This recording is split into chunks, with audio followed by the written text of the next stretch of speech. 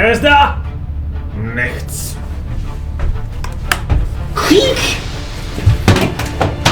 Alright, just 2 more stealth kills and I get the perk. You almost got me there. This is a game. You should not take it so seriously. Oh, sorry, I just get excited about killing Nazis. Then you might like Wolfenstein: The New Order! Of course, who doesn't like killing Nazis? And you get to kill a lot of them. In the game. And you get to kill a lot of them in this game. So what's the story? Well, the surprising thing is that there is a story, and it's quite developed. Even the main character, who in previous Wolfenstein games was just like the big guy carrying guns. There is still one, and it's actually the very first Wolfenstein. Same guy. Same guy. He just has a lot more depth this time. Yes. And there's a lot more cutscenes. If you like your action just with shooting and nothing else, you might be annoyed by this. But if you like story in your games, it has a lot of story to tell. But it is a shooting game at first, so first-person game, shooting mainly. You got your weapons, you got your health, you got your armor, and you got like 4 or 5 difficulties to play it with. With the first one, it's like for babies, and the last one is like everyone's killing you. No judgment if you just want to play for the story. Yeah. A little bit of judgment. just a little bit, yeah. But it a little bit feels like the old one. Well, I actually never played any of the games before this. Sorry. Is that too soon? Is you didn't? If you listen carefully, you can hear thousands of viewers leaving our channel. Any Wolfenstein? I never played any Wolfenstein. It's like you haven't played Doom. You haven't played Doom? I've never played Doom. What am I doing this review with? When these original games, I was not allowed to play them, and you know why? You know why? It's an important thing about this game also. Because they were too violent. Ooh. And it is no different with this one. My parents would not have allowed me to play this. Back then, they were so pixelated, so the violence was not so much. This time, it's a good graphic, and it's twice as violent, I would say. Definitely. If you have any problem with blood, or any parents watching this wondering if it's okay for your children, it's very violent. Yeah. There are limbs flying around, and yeah. And this is not ultra realistic game. It is about Second World War, when Germans actually won the war, and now you're getting to them because they have the fortresses, and you want to change the tide. You want to get your country back, and you want to be the winner of the war. So you go with, not alone, you go with whole squadron. The game starts with flying in the skies, and you are like co-pilot of this big plane. First, soon you crash, and then you go face to face with them.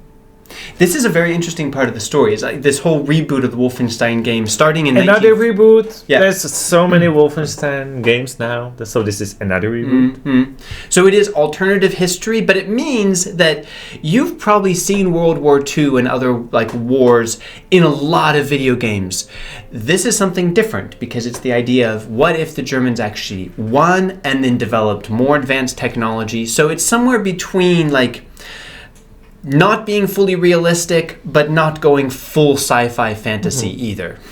It's like alternative reality, which means, as you said, there's new tech, so there are like mechs, like big robots, and Panzerhunds, the mechanical dogs, and weapons with more of the electricity.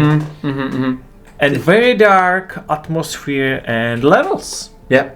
Also, you actually get into some of the war crimes of the Nazis. Like, of course, not the real ones because this is alternative history, but really examining how awful the Nazis really were. Like, it does not shy away from that.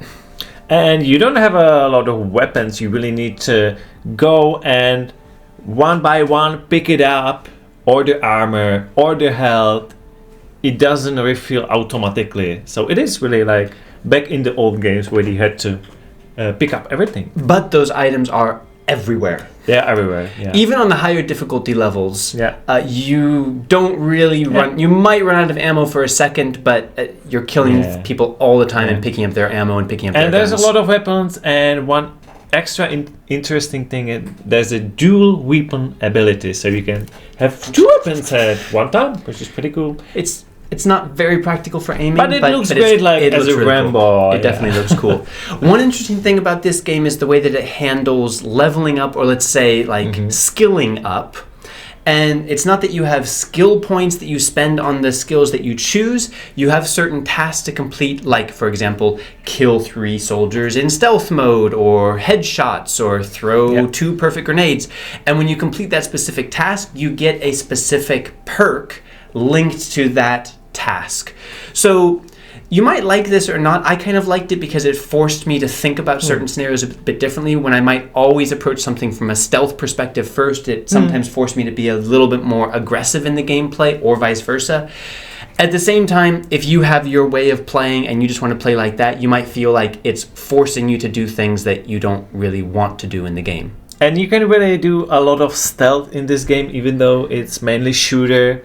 The enemies are not as smart. Sometimes they cannot spot the dead enemies, but it gets more interesting when you do use your stealth a little bit, because there are the dark corners everywhere in this game.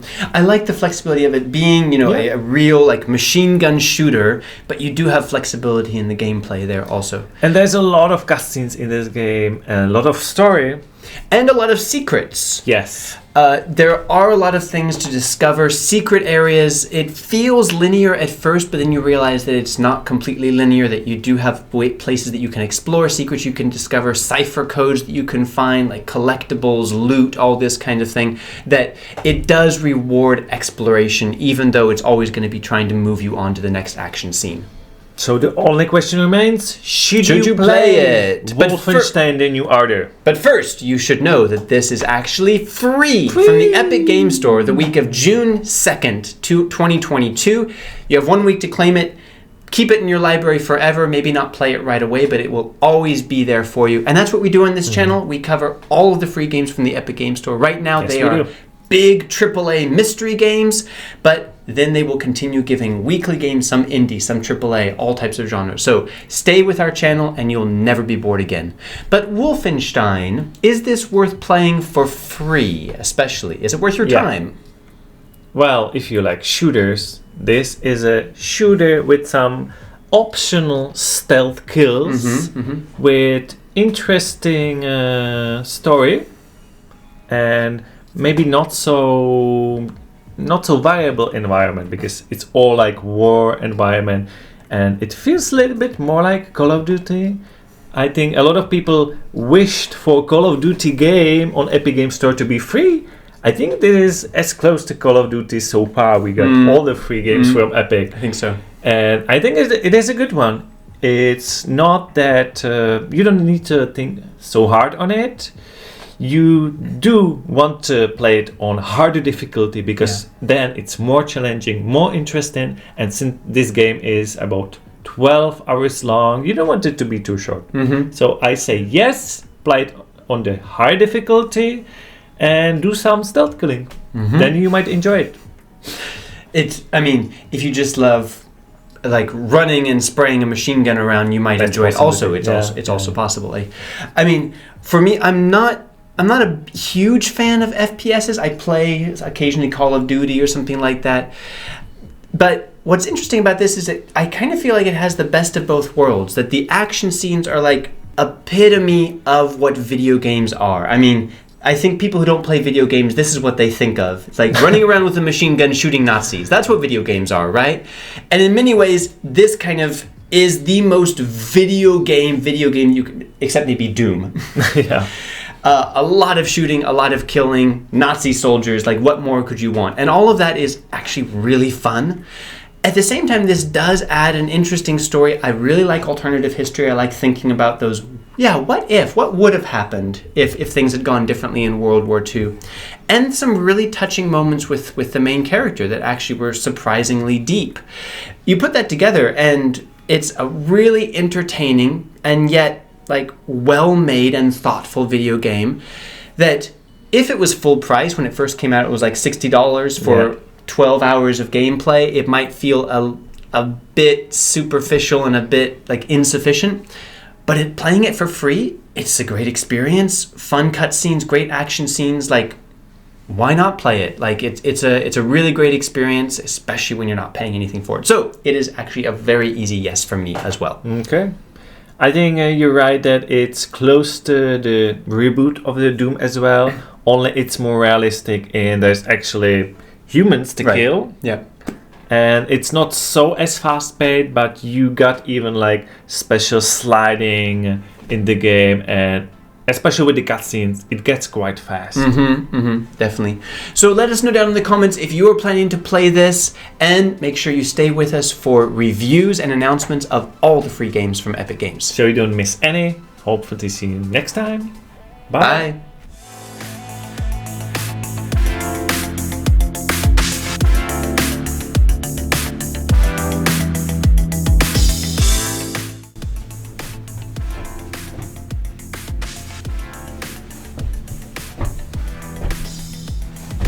Raise up!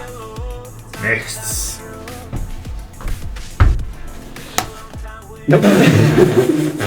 Nice defense.